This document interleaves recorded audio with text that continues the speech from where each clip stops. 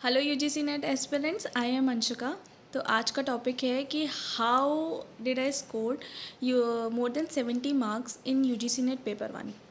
तो जनरली हमने जब भी सुना है तो हमेशा हम यही सुनते हैं कि पेपर 2 को फोकस करो, पेपर 2 को फोकस करो, पेपर 2 आपका कोर पेपर है, पेपर 2 आपको जीआरएफ दिलाएगा, पेपर 2 आपको क्वालिफाई कराएगा, आपका नेट हो जाएगा। Paper 2 is very important, but बहुत सारे एस्पिरेंट्स जो मिस्टेक करते हैं वो है पेपर 1 को लाइटली लेने की।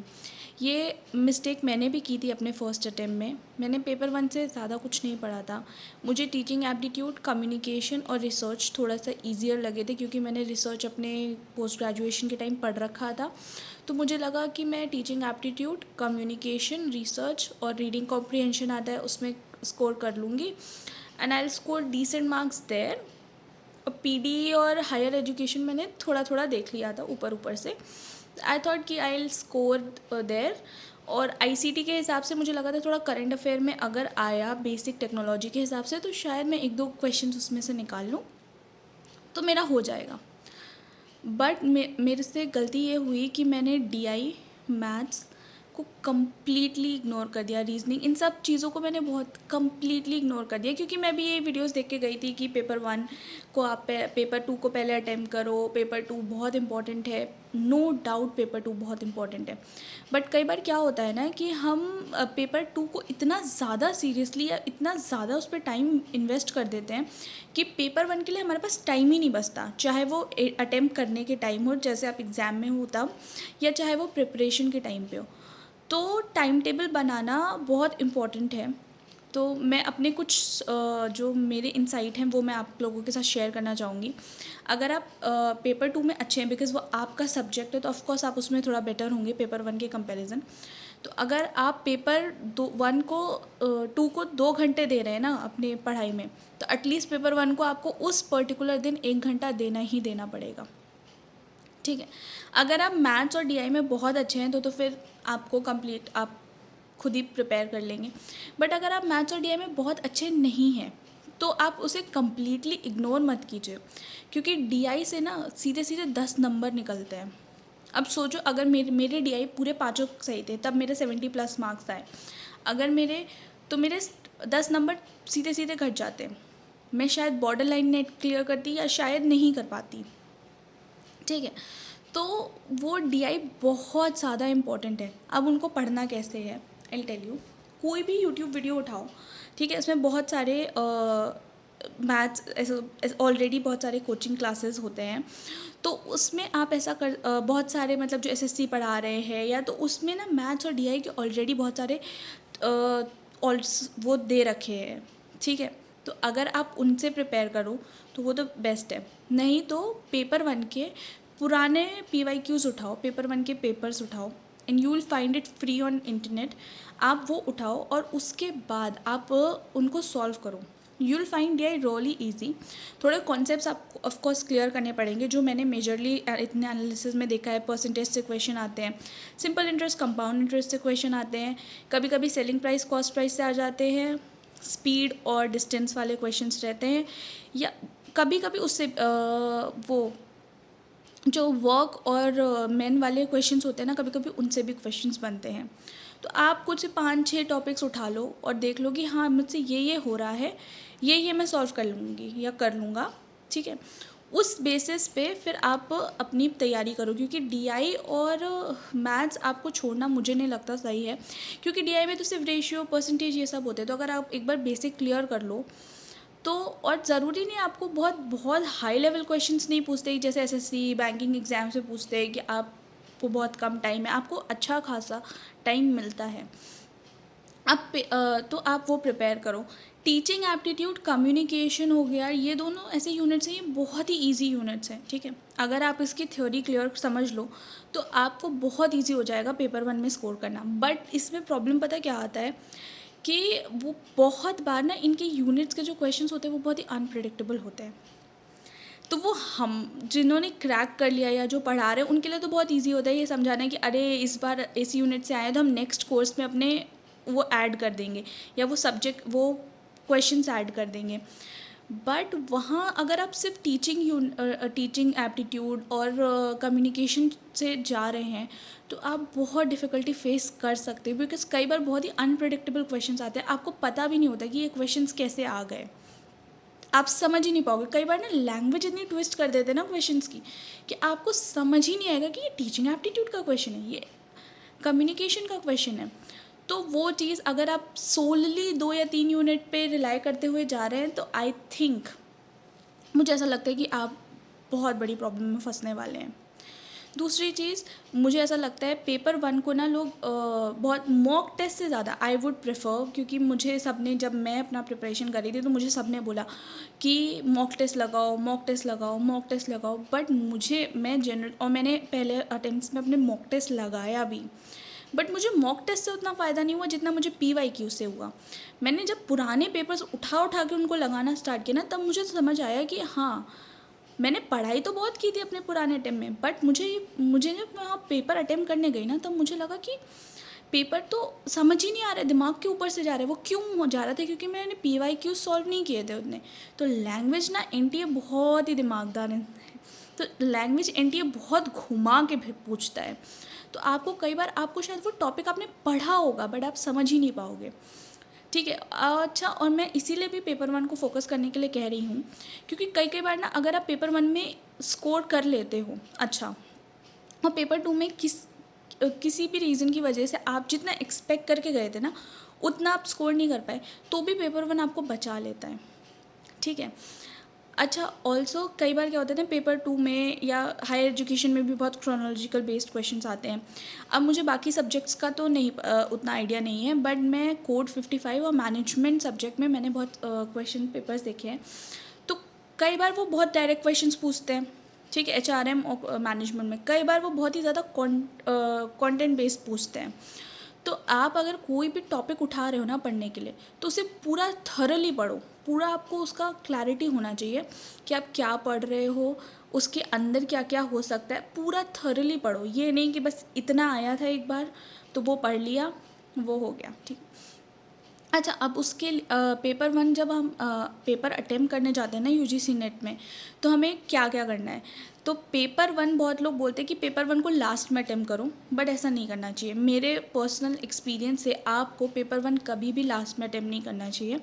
हमेशा पेपर 1 को पहले अटेम्प्ट करो और पेपर 2 को बाद में अटेम्प्ट करो। क्योंकि कई बार क्या होता है ना कि पेपर 2, क्योंकि हमारा सब्जेक्ट है ना, तो उनसे उसको हम इतना ज़्यादा पढ़ के जाते हैं, क्योंकि वो 100 नंबर का पेपर, 100 क्वेश्चंस का पेपर है, 200 नंबर का पेपर है, वो of course it can make it और ब्रेक इट। तो हम ना बहुत ज़्यादा इमोशनली अटैच हो जाते हैं उस पेपर से, और बाई चांस खुदा ना खास्ता आपका वो पेपर में कुछ गड़बड़ हो गया या कोई ऐसा क्वेश्चन फंस गया जो आपने पढ़ा था बट उस समय आपको ध्यान नहीं आ रहा है, तो आपका ना मॉरल डाउन हो जाएगा।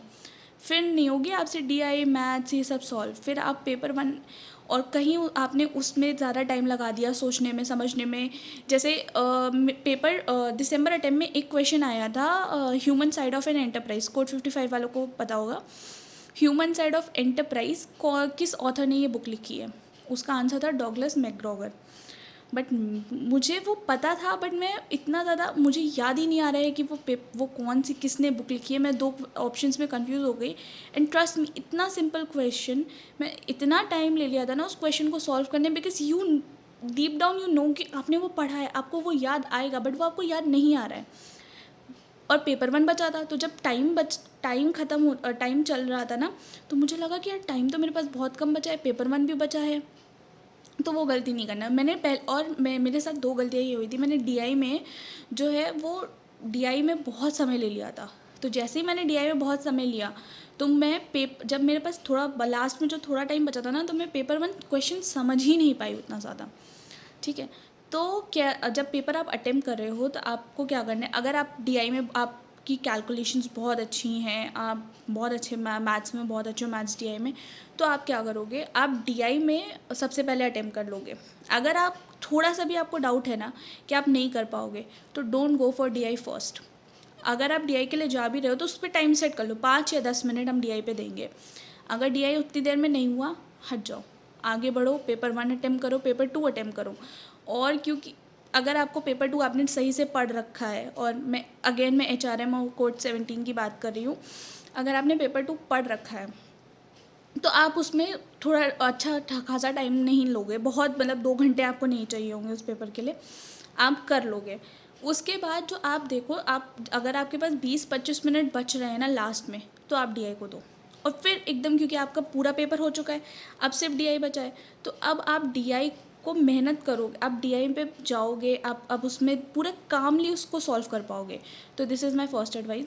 दूसरी एडवाइस ये है कि अगर आपको लगता है कि आप मैथ्स में थोड़े वीक हो या आप इसमें डगमगा सकते हो, तो पहले पूरा थ्योरी बेस्ड पेपर अटेम्प्ट कर लो, उसके बाद आप मैथ्स पे जाओ, रीजनिंग पे जाओ, डीआई पे जाओ, और उसके बाद आप उसको सॉल्व करो। आप कोई भी सोर्स से पढ़ाई कर रहे हो ना, P Y Qs is the key. अगर आपने पी वाई क्यूज़ सॉल्व कर लिए, ट्रस्ट मी ऑन दिस, आप यूजीसी नेट आपको निकालने से कोई भी नहीं रोक सकता, ट्रस्ट मी। अगर आपने पी वाई क्यू सॉल्व कर लिए जेन्युइनली, तो आपका होगा ही होगा। और अगर आप मॉक टेस्ट के सारे, क्योंकि मैंने बहुत सुना, मैं खुद इस चीज़ का शिकार थी कि मॉक टेस्ट सॉल्व कर लो, मॉक टेस्ट सॉल्व कर लो। मॉक टेस्ट से जेन्युइनली कुछ नहीं होता, क्योंकि वो ह्यूमन ने बनाए हुए हैं, उनके जैसे क्वेश्चंस बहुत ही कम आएंगे। बट आप पी वाई क्यूज़ सॉल्व करो, पी वाई क्यूज़ पे जाओ और पी वाई क्यूज़ एनालाइज करो कि क्या ऐसी थ्योरी बनती है उस टॉपिक को। आपने जैसे एक पेपर सॉल्व किया, उस टॉपिक आपने एक क्वेश्चन सॉल्व किया, तो ये मत सोचो कि वही सेम क्वेश्चन रिपीट हो जाएगा। कई बार रिपीट होता है, बट ये मत सोचो कि वो सेम क्वेश्चन रिपीट होगा। आप जाओ उस पे उस टॉपिक को देखो कि अरे इस टॉपिक के, तब आपको पता चलेगा कि किस लेयर के अंदर से वो क्वेश्चन आ रहा है।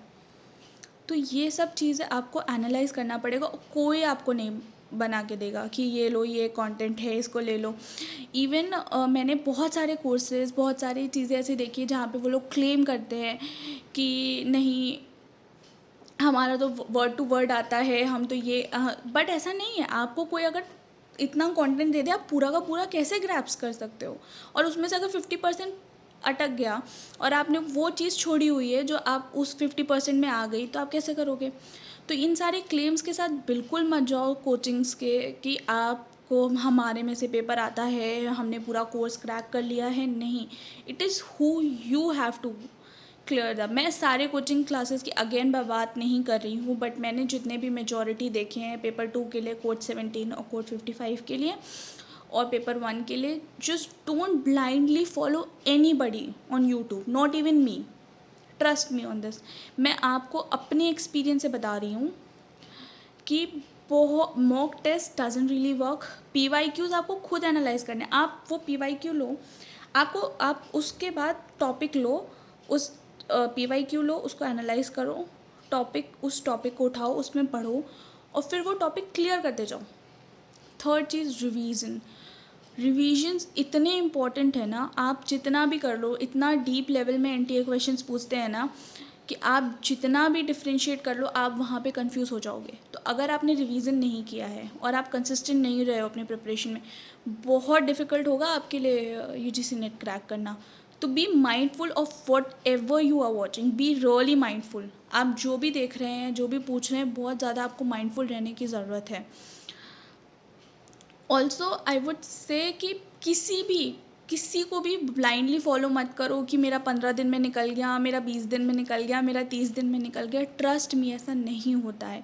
किसी का भी 15, 20, 30 दिन में नहीं यूजीसी नेट निकलता है। वो सब बकवास बातें हैं, उन पे बिल्कुल भरोसा मत करो कि 15 दिन में हम आपका यूजीसी नेट निकलवा देंगे, 15 दिन का ये क्रैश कोर्स लो और आपका यूजीसी नेट निकल जाएगा। नहीं, आपको नहीं पता जो लोग वो डालते हैं कि वो कितने टाइम से पहले से पढ़ाई कर रहे थे, क्या वो पेपर 1 में अच्छे थे, क्या वो पेपर 2 में अच्छे थे, क्या उनका ग्रेजुएशन पोस्ट ग्रेजुएशन में उन्होंने कितना पढ़ रखा है। तो don't fall for this trap कि 15 दिन में निकल जाएगा, 20 दिन में निकल जाएगा। लास्ट के 15-20 दिन इज़ ओनली फॉर रिवीजन। और अगर आपने तब तक प्रिपेयर नहीं किया है, आप फ्री ट्रायल लेने जा सकते हो पेपर का, और शायद आपका निकल जाए। आपकी शायद लक बहुत अच्छा हो तो आपका शायद एक बार में पेपर निकल, अगर आपने 15-20 दिन में निकल जाए। बट ट्रस्ट मी, मैंने जितने भी ये 15-20 दिन वाले देखे हैं, when I have talk to them, they are all were like कि हम तो गोल्ड मेडलिस्ट थे अपने यूनिवर्सिटी में। और कभी भी ना क्वेश्चन करो, अगर आप किसी को बोल रहे हो, अगर वो निकल रहा है ना, तो go to that comment section, think कि भाई 15 दिन में यूजीसी नेट निकल रहा है, तो 15 दिन में सबका क्यों नहीं निकल रहा? लोग क्यों 4-4 5-5 अटेम्प्ट दे रहे हैं? और मतलब क्या ये तो ऐसा नहीं हो सकता ना, ये रियलिटी नहीं है। तो 15-20 दिन जो होते हैं ना लास्ट के, वो सिर्फ रिविजन के लिए होते हैं। आप revise as much as you can. लोगों का 10-10 अटेम्प्ट में JRF नहीं निकलता है, ठीक है? तो पेपर टफ होता है और day by day her cycle के साथ पेपर और भी ज़्यादा टफ होता जा रहा है। So all I am trying to say is don't fall for this trap कि 15 दिन का क्रैश कोर्स ले लो, 20 दिन का क्रैश कोर्स ले लो। कोई भी कोर्स आपको UGC नेट नहीं निकलवाएगा।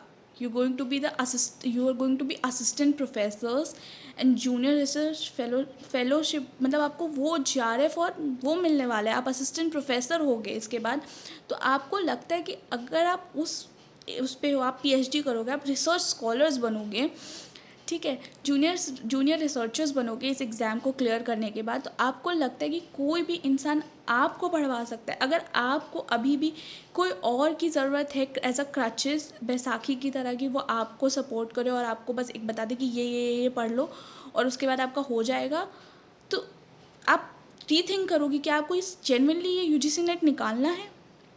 बिकॉज 15-20 दिन में किसी का नहीं निकलता। कोई भी कोर्स गारंटी बिल्कुल भी नहीं करता है कि ये आपका, and I would tell you, trust me, self study is the key. आप सेल्फ स्टडी करो और आप अपने नोट्स बनाओ। जेन्युइनली अगर आपको चाहिए हेल्प, चाहिए एक रेफरेंस के लिए कोई कोर्स ले लो, बट मैं बिल्कुल भी सजेस्ट नहीं करूँगी कि आप एक कोर्स लो और बस उसके ही पूरे डिपेंडेंट हो जाओ। आपका नहीं निकलेगा, trust me on this.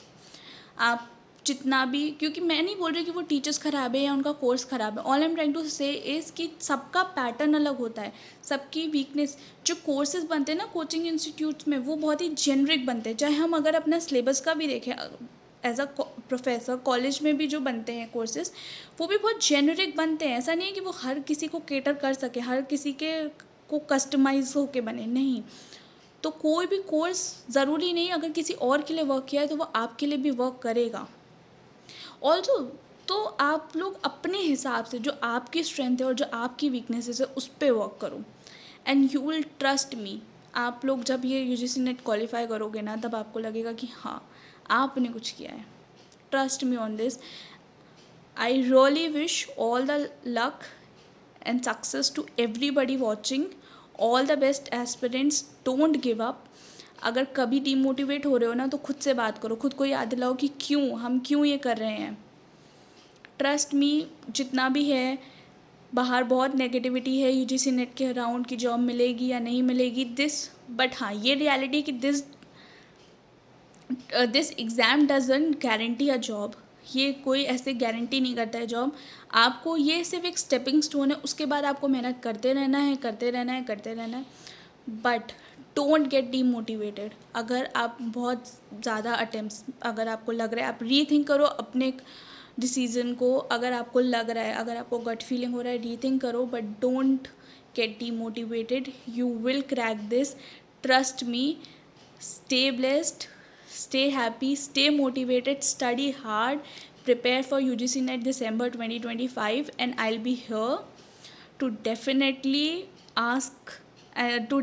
tell you about tips and tricks to crack this exam, because I am trying to be a mentor I never had. So do share and subscribe my channel Tips and Tricks with Anshika, and you will get all the things जो आपको शायद इस channel बाकी सब जगह ना मिले या sugar coated मिले. I'll be as true and raw towards you all. Thank you.